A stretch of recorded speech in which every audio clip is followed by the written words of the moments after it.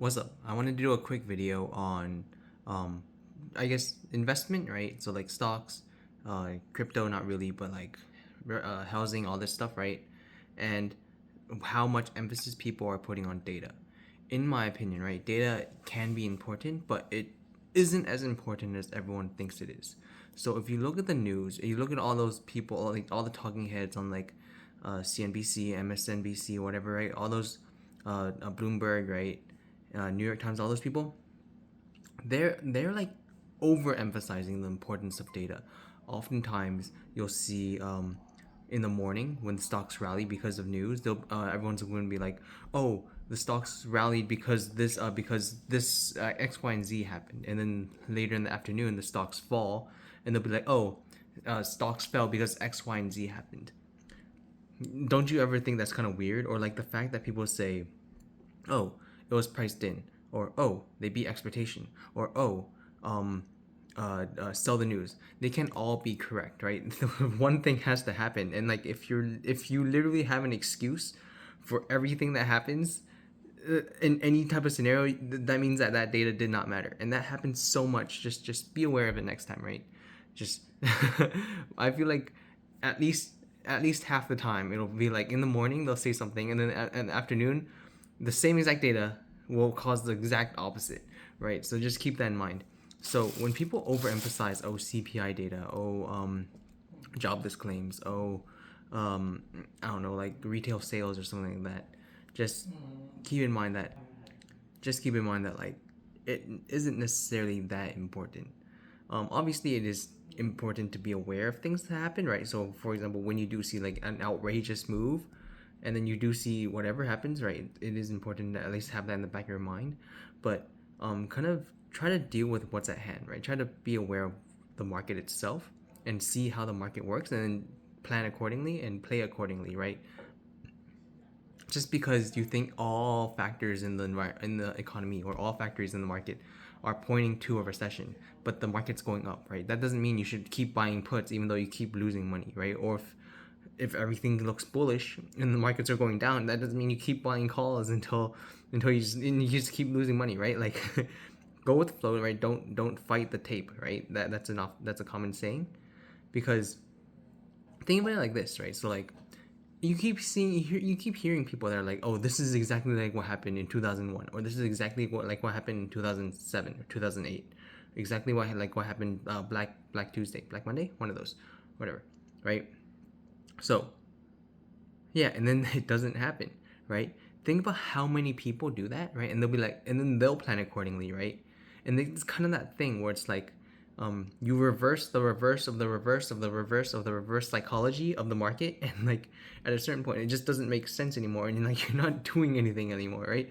Like that data just makes no sense because it really is just more buyers or more sellers, right? So, like even if you do have a high conviction, right? If you think that the market, like if jobless claims are going down, or like you think there's some type of fugazi in the data or something like that, or you think that the economy is going to poo poo, well, the market is going up, right? So don't keep don't keep fighting the tape, right? And just uh, I don't you can't just keep being like a like an idiot that's just like running against the herd, because the herd's you're gonna get trampled, right? So that's just kind of want to talk about, like, in my opinion, these are just my opinions, right? Obviously not financial advice, but um it I just keep hearing YouTubers saying like, oh, the housing market's gonna crash, oh, the housing market's gonna crash, oh, this is exactly like what happened in 2008, this is exactly what happened in 2001, right? They're combining, confusing Nvidia for stocks in the dot-com crash, which are completely different, right? Nvidia actually has earnings, right? They actually have a plan to make more money.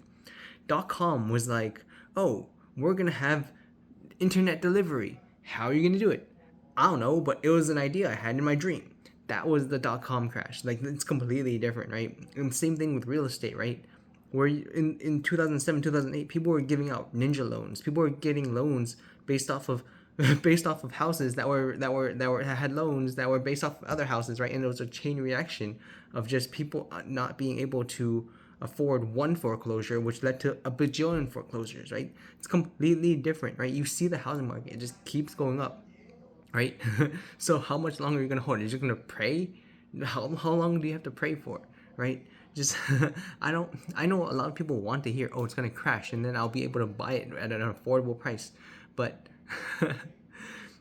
is that gonna happen? Hopefully, right? I wanna buy a house too, right? But it's like, just keep in mind that like all this overemphasis on data, all this overemphasis on like comparing to the past, right? Everyone is doing that, right? And that's why black swans, right? The idea of this black swan is so important, right? It's something that no one expects, right?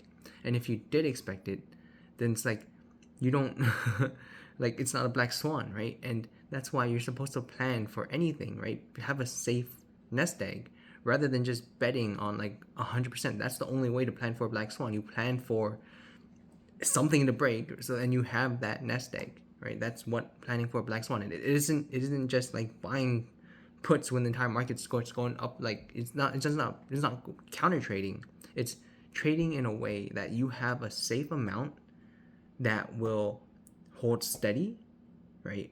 And then maybe you have like a little bit allocated towards if something bad happens, then you have like what's the term? Um, Massive reward for minimal risk, right? That's what planning for a black swan is. But yeah, I just wanted to talk about that.